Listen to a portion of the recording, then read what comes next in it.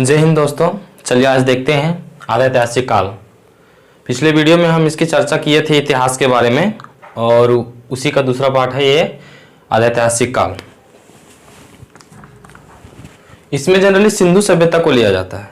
इसमें जनरली सिंधु सभ्यता को मान्यता दी जाती है, सिंधु सभ्यता को माना जाता है। अब इसमें देखते हैं सिंधु सभ्यता। सिंधु सभ्यता जनरली यह सिंधु नदी के तट पर मिला था।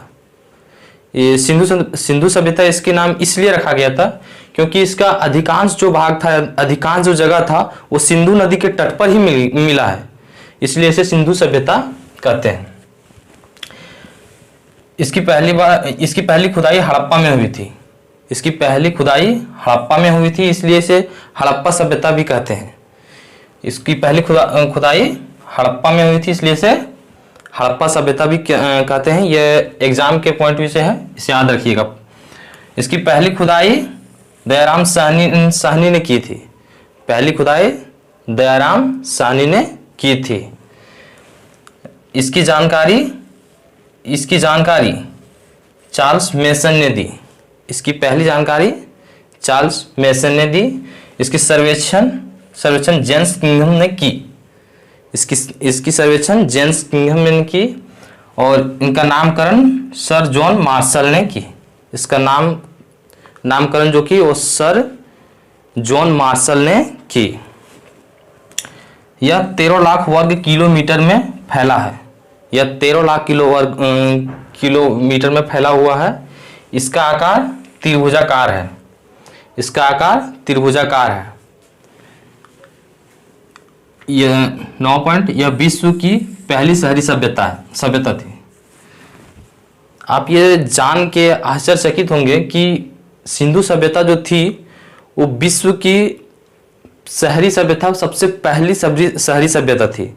इसमें मानो इतनी विकसित कर ली थी कि इसका जो ईटा पका हुआ था, जब 150 साल पहले वहाँ रेलवे लाइन बिछाया जा रहा था पाकिस्तान में, उसी समय सिंधु सभ्यता का पहला खुदाई मिली, मतलब उसी समय मिली थी जब वहाँ खुदाई की जा रही थी। जब रेलवे ट्रैक को बिछाया जा रहा था तो उसमें ईट वगैरह मिला। तो ईटा जो जनरली मिला था इतना मजबूत था उस समय की ईटा कि मानो कि बहुत मजबूत था अपेक्षा में। और वो जो ईटा था वो मजबूती को देख के इंजीनियर ने उसको रेलवे ट्रैक में लगा दिया। बहुत मजबूत ईटा था।